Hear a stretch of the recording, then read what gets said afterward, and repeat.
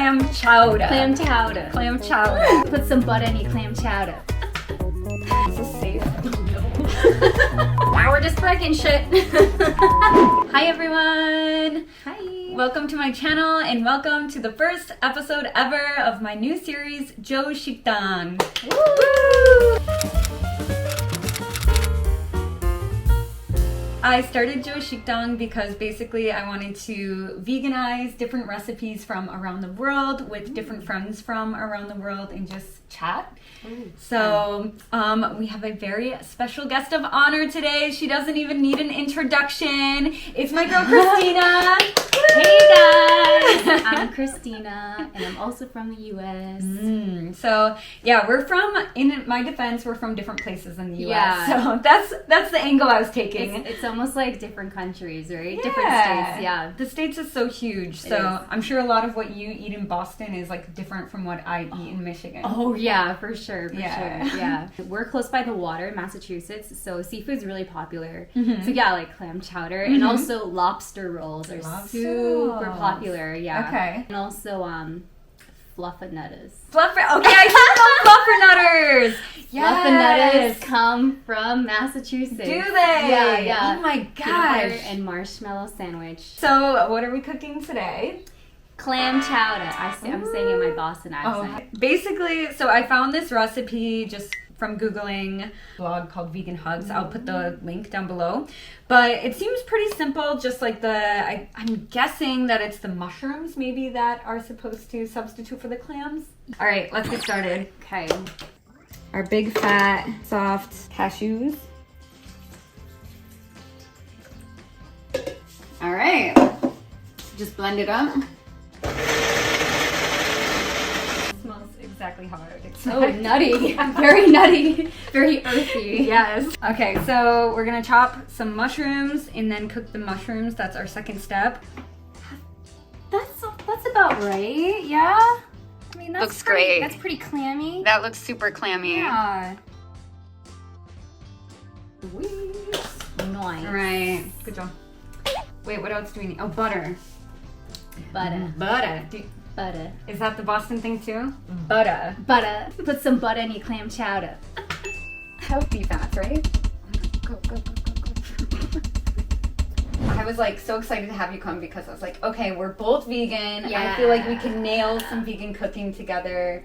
So can you just tell a little bit about your like journey as a vegan, like maybe how you started as a vegan or why you started as a vegan?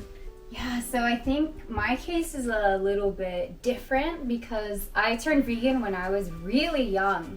I was in like 4th grade. I think there was 2 reasons. First, I lived in a small town and there was a lot of farms like outside of my town that I would go to. And I went to a lot of like petting zoos and like, I don't know, places like that. So I became kind of connected to animals in that way. And also, do you remember the show Braceface? Yes. She was a vegetarian. What? And there's an episode that showed her, I think she saw factory farming or something, and then she felt bad and she turned vegetarian on this kid show. And it just really like hit me. Yeah. And I just remember one day my mom served me chicken noodle soup, and I was just eating the chicken noodle soup but not the chicken. But that always used to be my favorite part. Like I always loved the taste of meat, but I felt bad. And then I was like, Mom, I just don't want to eat meat anymore. All right. Nice. Oh, that looks good. Do they look like clam? Kind of. They Yeah, actually kind a of little do. bit, Maybe. yeah. With the black. I think that's a good cut too. We're finally on our last step of the recipe. We're making the soup. So we're gonna start with the best combo: the garlic, the butter, and the onion. I love garlic and onions. Yeah. Yum. Ooh, I like the colors. Potatoes going in. Best part. Yes. Love me some potatoes. Love my potatoes. Okay. Is your sister vegan too? No, actually, it's just me and the family. Just you and the family. Is everyone supportive of you though, being vegan? Yeah. Thankfully, my mom was super cool about it. So I told my mom I don't want to eat meat anymore, and she was like, "Oh, why?" So I told her why, and she was like, Oh, fair enough. You have a good point. Okay. Wow. So, like, when I was younger, I would still eat with my family. And my mom would make her regular meal, which was usually like, like typical Irish American meal. So it'd be like potatoes or rice, and then with vegetables and meat. And then instead of the meat, she used to buy me like vegan burgers and stuff. So she would just like pop it in. Something. Yeah. So instead of the meat. That's so sweet. Yeah. That's so good. Yeah. So yeah, because you at a young age having to do that, you had to like depend on your mom essentially, right? So that's good that she was like so supportive and like. Yeah. Oh. Okay. It looks good. It looks really good. It's creamy.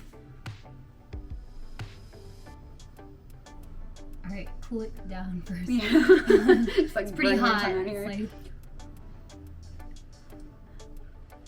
1 hour later.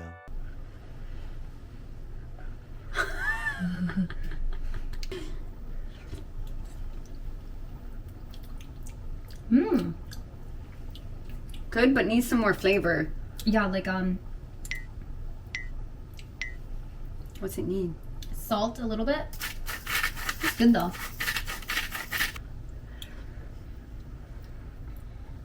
That did actually help a little bit. All right. Ooh. It looks so good. So we were talking all about vegan stuff up until now, but actually I wanted to ask you about what you've been doing in Korea.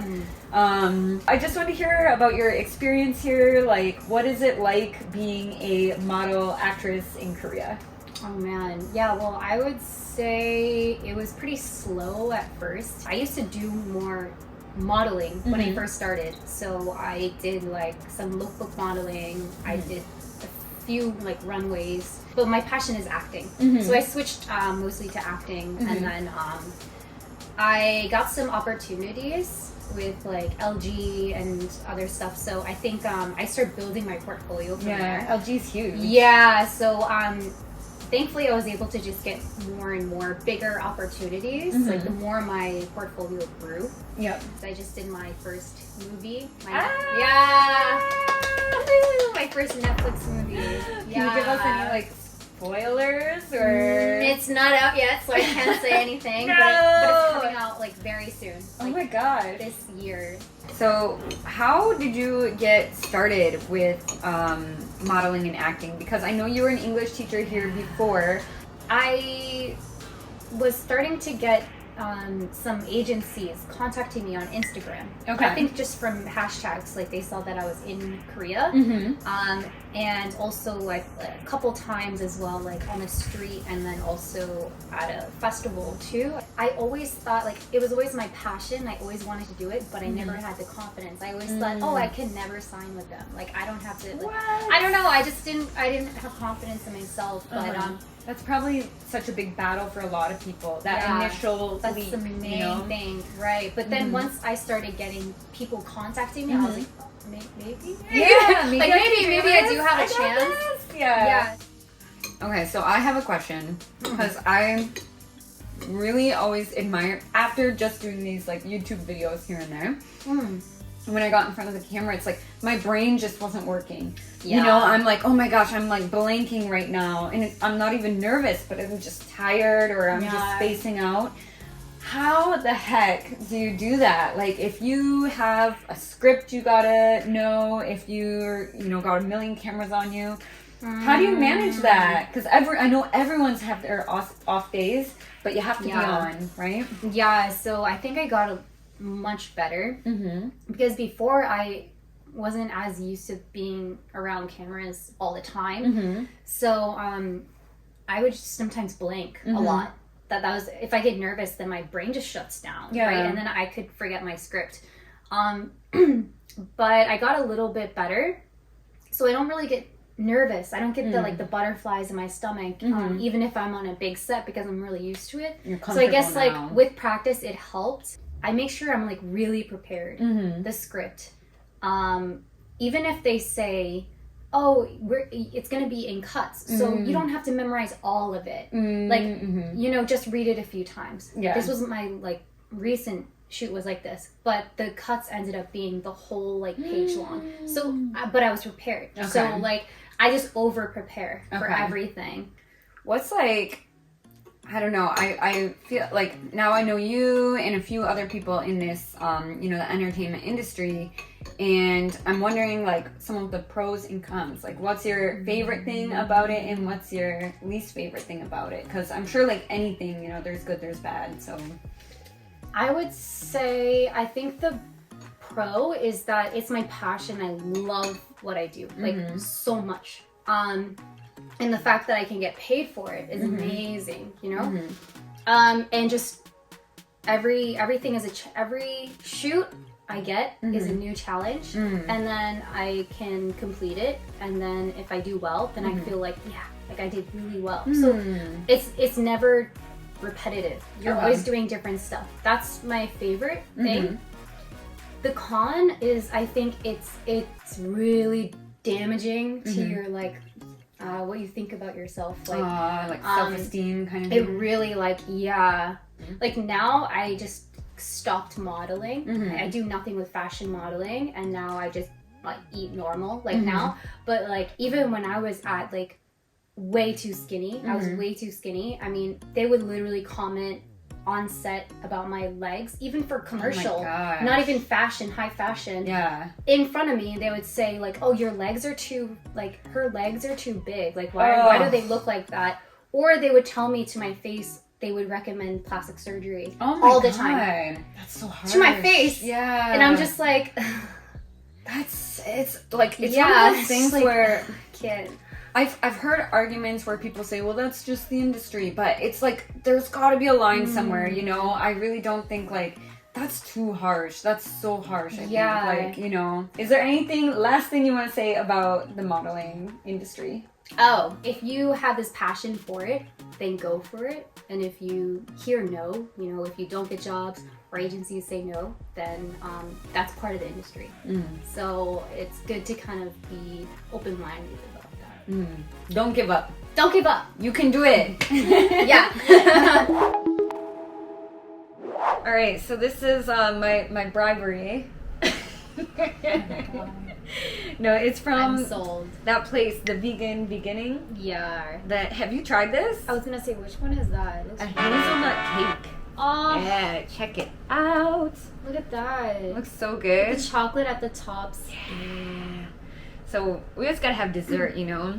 So I came up with this little game. What's gonna happen? I'm so excited to tell you that I was so proud of the title of this. I was thinking of all these puns. Oh my god. Alright, so the name of this part is called Sugar Rush. And it's called Sugar Rush because I'm going to ask you random questions. And it's gonna be like burning questions, like. Oh my god! Oh my gosh, the pressure. Yeah. Okay. What? I don't even know if I got cake on here. Well, you got the perfect scoop. Good job. Because it's the corner. Yeah. That would have been the smart thing to do. Ooh, look at that. Yeah. Okay. All right, I'm ready for cheers this time. Oh yeah. Cheers. Third time's a charm.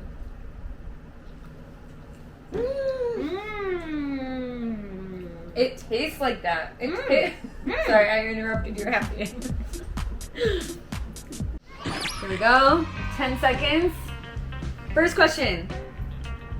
What's the strangest thing in your fridge right now? Expired banana. Bananas expire? They just go bad, right? It's weird. Why didn't I throw it out? Well done. Okay. If you could trade lives with someone, who would it be? What? 3, 2, 1. I don't know, Emma Watson. I don't know. I only thought of her, actually, maybe not, but like, she's one of my favorite actresses. Emma Watson. Yeah. She would be lovely to trade lives with, I think. I think so. Yeah. What's a recent trend that you can't stand? Low waist pants. Oh my god, that's such a good one. Okay. I like how they look, but like, it doesn't suit everyone. Yes. 100%. A lot of people feel kind of uncomfortable with that, and they feel like they have to have like a flat stomach. But like before, when there was high rise, you were covering up, you know, like a lot of your stomach. But yeah, so I'm like, I don't know. You got something there. Like, I agree with that. Wow, that was so fast. I was thinking it was dumb shit, like mint choco or something. I don't know. I love mint choco. Hell no. Keep that trend coming. If you ran for president, what would your campaign slogan be?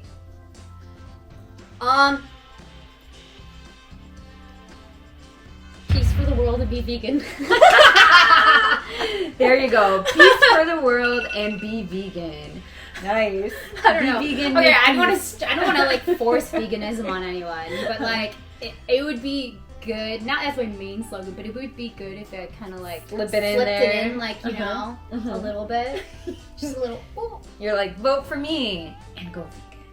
For the animals. For the animals. Okay, this one is an odd question. Okay.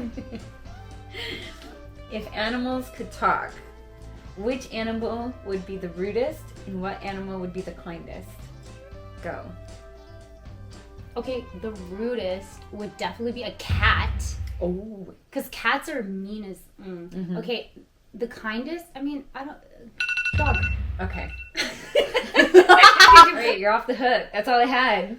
Awesome. Yeah. Okay, that wasn't as bad as I thought it was gonna be. You did good. Thanks so much for coming. I had so much fun. This was a lot of fun. Yeah. Thanks so much for inviting me. Good work. All right. Good work. Teamwork. Bye. Bye.